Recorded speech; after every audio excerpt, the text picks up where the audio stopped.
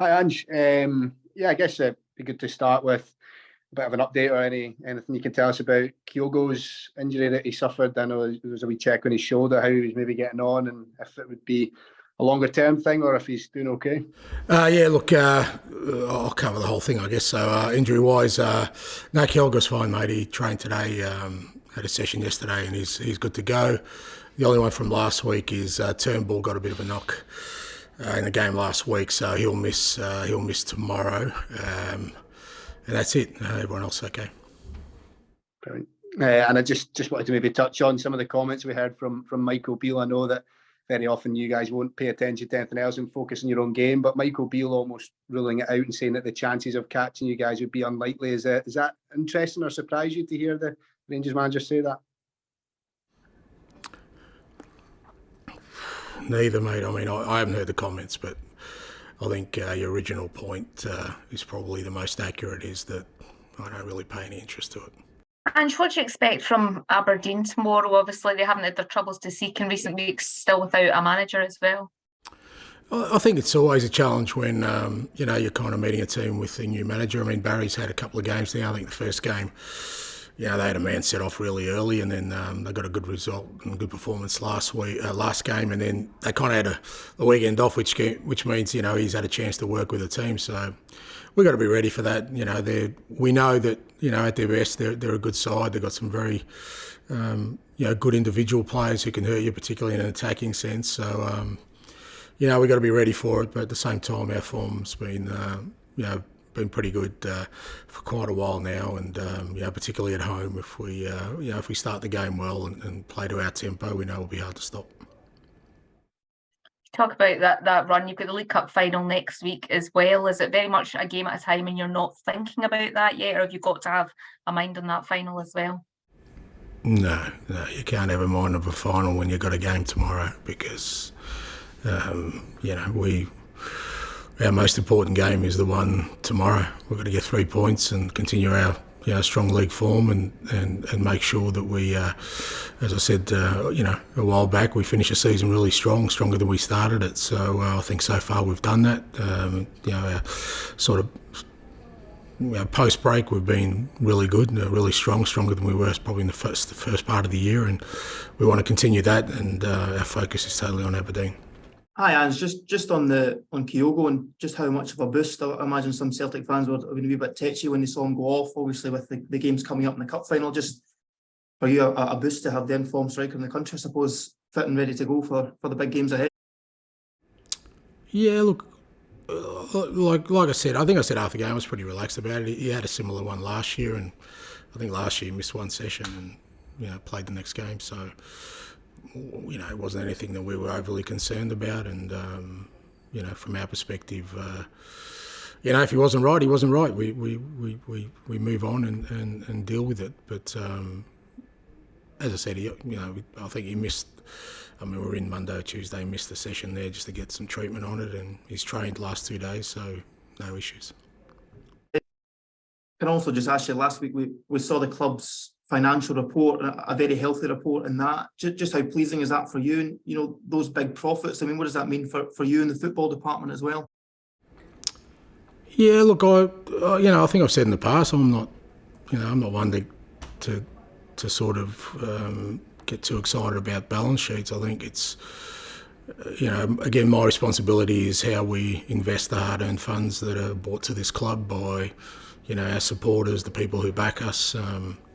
That's my role, and my basic accounting knowledge also makes me understand their interim results. So, you kind of look. I'm in constant dialogue with Michael and Chris Mackay, and I'm well aware of the position the club's in. I'm well aware of sort of the parameters I work within, and as I said, my role within that is then to make sure that whatever we use that money for, whether that be in the squad or infrastructure or staffing, resourcing, all those kind of things, that we spend it wisely. That's where the importance of my role comes into it.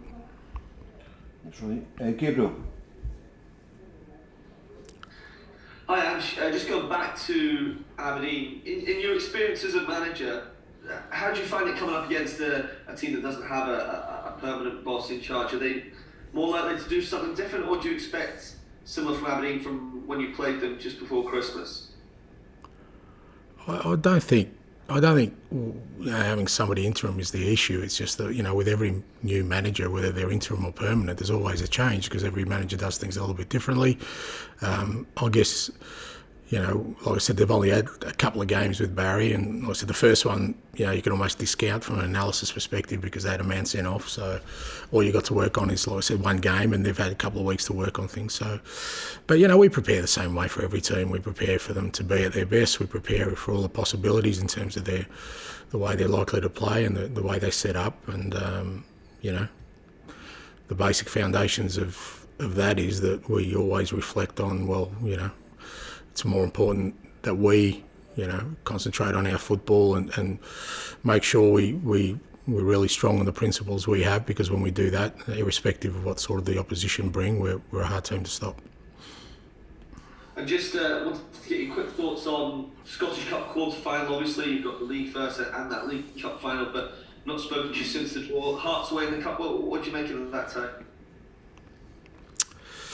It's a quarter-final of a cup against a good team away from home, mate, and then haven't given that another moment's thought since then. Hi, Ange. On a different note, we've been reading about a possible tour of Japan post-season. Are you able to tell us anything about that? Is it something you would welcome? No, not really. I mean, again, I'm sort of out of those discussions. I come into it when there's actually something to talk about. Look, obviously, we had a really great tour of Australia this break.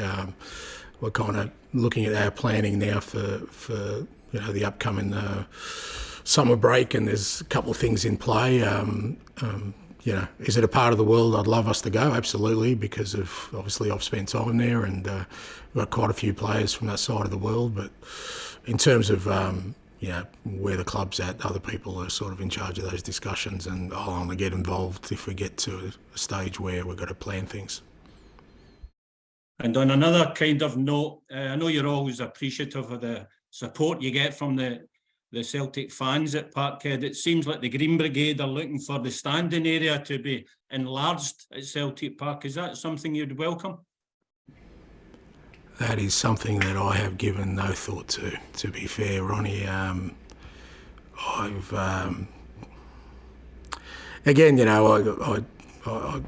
pride myself on trying to be as knowledgeable as I can across as many areas as I can, but the Green Brigade's thoughts are not kind of at the forefront of my mind right now. I love the atmosphere at Celtic Park, and I'm not alone in that. I think anyone who plays there knows that it's a fantastic experience, fantastic atmosphere, and that is generated by our supporters, no one else.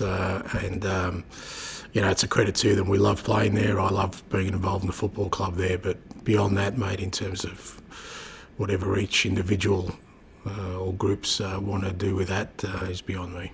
And yesterday we heard David Martindale say that you had the best team in the country prior to Michael Beale coming in, saying that Rangers are now on par. I'm sure I don't think you'd quite agree with that statement. What's probably clear is I should have taken another week off, to be fair. Mate, I don't sit there listening to other managers' press conferences.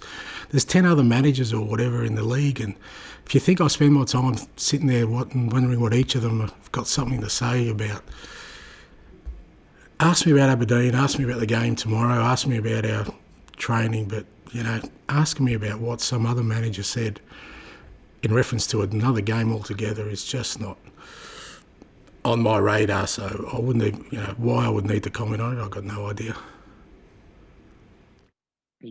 We've, of course, seen 4 new signings coming from the January window. What have you made of their start so far? Yeah, look, they've all sort of fit in really well, which is the important thing. Apart from the rest got in fairly early, which was good. So, and obviously, Alistair's already made a meaningful contribution. O's obviously, he's starting to get some game time now, which is great for us. And Tomoki and Yuki Kobayashi, are training really well. I haven't really got them to game time at the moment, but I've got no doubt they'll play significant game time between now and the end of the year, the way they're training. And key thing for me is they've really settled in well. They're in good physical condition, which means I think for all of them, if they get the opportunity, I'm sure they'll be ready to go. So, and we're in a sort of funny period for us where we've got a game a week and not many injuries, but I've got no doubt over the next sort of 2-3 weeks we're going to have to, change things up a little bit, and those guys will get some significant game time. Hi, Ange. Adam mentioned there the 4 new January signings. Do you think with their inclusion now, the squad's as strong and maybe as balanced as at any time since you arrived? Yeah, look, I think I said that sort of coming out of the window that, the squad's probably in their healthiest state. That, I said that at the time we had no injuries and everyone was, I felt, in really good sort of physical condition. And, at any point of time, you've always got, absences and we didn't. But, that kind of changes almost on a weekly basis sometimes when you lose maybe key players through injury or whatever it may be. But I'm definitely happy with the squad. I think we've got a strong squad that will be sort of resilient and hopefully, unless something drastic happens, injury-proof in terms of, if we do get any absences, we more than cover them. I think you've seen in our performances that, guys, whether they're starting or coming on, are really performing at a really strong level, which I think all those factors mean that we're probably, since my time here anyway, the most settled, strongest squad we've had in terms of just people contributing every time they play, whether that's, like I said, starting or finishing games. And I think it's going to be important to us. We're getting up to the key part of the season now where every game is of consequence, and we need everyone's contributions. And like I said, at the moment we're in good shape in terms of that. Yeah, and just to follow on from that, the form's been exceptional since the return from the World Cup break. I think it's 40 goals scored in 13 games, so just more than 3 goals a game. What do you put that free scoring or goal scoring form down to? Look, I think it's a number of things. As I said, we had a good break in terms of not just giving the guys a chance to recharge, but we had a good camp and there's no doubt we benefited from the World Cup, because if you look at the performances of the guys who were at the World Cup and they've come back, they've been real key contributors to us. So those kind of things have helped in that the players have had a really good mindset. And I just think our football's better than it was at the start of the year. I think we're a lot more controlled in games. As much as we're scoring a lot of goals, we're really minimising the opposition's threat against us. I think that's probably been the bigger change, I think, since the break, even though we're scoring more goals. I think being so solid defensively, and that's just, without sort of saying we've changed our approach, it's just, I think, our pressing, our counter-pressing has just been really on mark, and that's allowed us that sort of framework then to go on and score goals. And, even in a game like last week, and again, it comes back to the mentality of the lads, because a lot of people talk about our late goals that kind of get us results, but again, they're dismissive of the fact even last week we scored 2 goals beyond the 90 minutes. We didn't have to. The game was dead and buried. But I think when that's your mindset and that's your kind of the way you want to play your football, then you can affect the scoreboard a lot more than maybe other teams who at certain times might take a result. We won't take a result. We'll try and play till the last minute, and I think that helps it in terms of getting more goals. And we're going through this run at the minute of 1 game per week. Does that give you the chance to do maybe more in-depth work with the players in training, and is that something you value given how rare it has been this season? Yeah, it's just I don't have in-depth, but it's just a different kind of build-up to games. You're able to sort of work a little bit longer, a little bit more. I think you get a real individual benefit out of it, because obviously, when you got that sort of 2 games or the midweek game, you kind of focus on the collective a lot. Having a full week allows, our coaches to work more individually with players without sort of worrying about them, sort of overburdening them from a physical perspective leading into a game. So, I think the players benefit from it, just being able to sort of sharpen up in terms of the individual stuff, whether that's technically or from a tactical perspective, even physically. If some guys need some extra work or some guys need some less work, it just allows you to work. And yeah, it is good because you don't get those moments during a season, particularly at our football club, too often. But again, it's about capitalising on that. It's not about taking that for granted and just thinking that, you know, a couple of extra sessions a week is going to be enough. It's about making use of that time. And again, our coaches are really good at sort of planning that out. We've known it for a while, and our training's been really good the last sort of, you know, couple of weeks. Really strong, very competitive, obviously, with so many guys, you know, wanting to play. So I think it's definitely been a benefit to us. Yeah, you just touched on last week there as well. The top goal scorer comes off so early, but the team still managed to score 5. Goals from Aaron, who's in good goal scoring form. Rio gets 2. Matt O'Reilly scores as well. That must be satisfying for you to see the goal scoring threat from all over the pitch.